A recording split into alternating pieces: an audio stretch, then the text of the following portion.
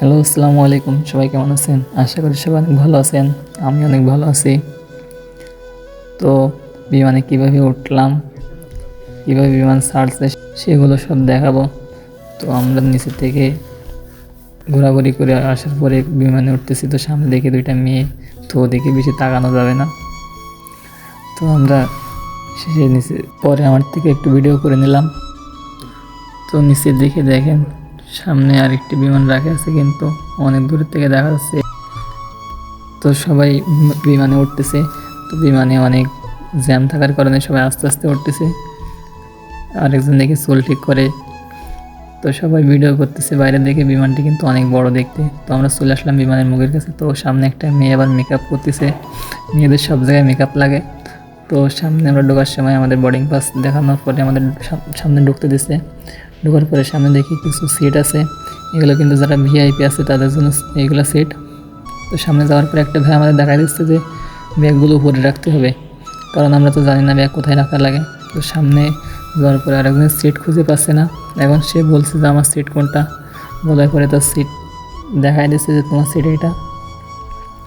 সামনে যাওয়ার পরে আমার সিটও খুঁজে পাচ্ছিলাম না, তো আমার সিটও দেখাই দিচ্ছে। দেখাই দেওয়ার পরে এখন আমার সিটে যেয়ে বসতেছি আমি।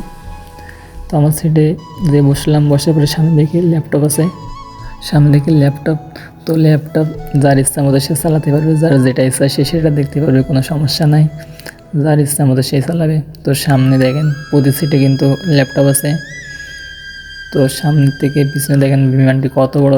এই বিমানটির ভিতরে নিম্নপদে কিন্তু 150 থেকে 200 লোক বসতে পারবে, ততগুলো সিটই আছে। কত বড় বিমান দেখেন।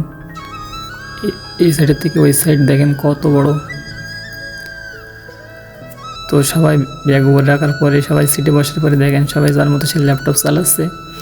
ল্যাপটপ চালালে কোনো সমস্যা নেই।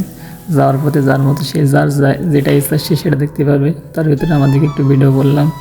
আমার পিছনে একজন বসা ছিল, সেও ভিডিও করতেছে। তো সবাই বসার পরে এখন আর একটু পরেই বিমানটি ছাড়বে। তো ছাড়ার আগেই কিন্তু যার সে সিট বেল্ট বাঁধা লাগে। তো আমাদের সবাই সিট বেল্ট আমরা বেঁধে নিলাম। নেওয়ার পরে এখন কিন্তু বিমানটি ছাড়বে। এখন আস্তে আস্তে চলতেছে বিমান, কিন্তু ছেড়ে দিচ্ছে, আস্তে আস্তে চলতেছে, সামনের দিকে যাচ্ছে। তো সামনে দেখি আরেকটা বিমান রাখা আছে। তো আমরা আস্তে আস্তে সামনের দিকে এগোচ্ছি। প্রথমে কিন্তু আস্তে আস্তে চলবে, তারপরে কিন্তু রানিং হবে। রানিং হওয়ার পরে উপরে উঠে যাবে। তো সামনের দিকে বিমানটি কিন্তু এখন ছেড়ে দিচ্ছে। বিমানটি কিন্তু এখন রানিং হয়ে গেছে। আর কিছুক্ষণের ভিতরে বিমান কিন্তু উপরে উঠে যাবে। বিমানটি কিন্তু এখন রানিং হয়ে গেছে। তো আর কিছুক্ষণের ভিতরেই কিন্তু বিমান উপরে উঠে যাবে। তো দেখেন দেখতে দেখতে কিন্তু উপরের দিকে উঠে যাচ্ছে আস্তে আস্তে, অল্প একটু করে। তো দেখেন কত দ্রুত চলতেছে, কয়েক সেকেন্ডের ভিতরে উপরে উঠে যাবে। চলতে চলতে দেখেন আস্তে আস্তে উপরের দিকে উঠতেছে, কিন্তু অল্প অল্প করে। তো অবশ্যই উপরে উঠে গেছে বিমান। উপরের থেকে আস্তে আস্তে দেখেন নিচের থেকে আর কিছুই দেখা যাচ্ছে না, অল্প অল্প দেখা যাচ্ছে। তখন সকালবেলা ছিল, এই জন্য কুয়াশা ছিল উপরে, নিচেও কিছু দেখা যাচ্ছিল না, অল্প অল্প দেখা যাচ্ছে। তো আমরা আস্তে আস্তে অনেক উপরে উঠে যাচ্ছি।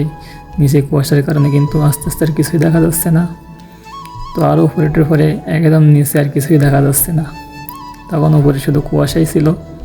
তো অনেক উপরে ওঠার পরে কিন্তু বাইরে শুধু পাখাটাই দেখা যাচ্ছে, তাছাড়া কিন্তু আর কিছুই দেখা যাচ্ছে না। আর সব কিন্তু কুয়াশা আর কুয়াশা। তো এখন দেখেন আমরা কিন্তু মেঘের উপরে উঠে গেছি। নিচে দেখে মনে হচ্ছে কিন্তু আমরা কত উপরে আছি। নিচে কিন্তু মেঘ মনে হচ্ছে বরফের মতো জমে আছে সব। মেঘ দেখতে কিন্তু সত্যি অসাধারণ লাগতেছিল। তো মনে হচ্ছে আমরা বরফের দেশে আছি। যখন নিচ থেকে মেঘ দেখতাম তখন মনে হতো মেঘ কত উপরে। এখন উপরে মনে হচ্ছে মেঘ আরও অনেক কাছে। তো আজকের ভিডিও এই পর্যন্তই। সবাই ভালো থাকবেন।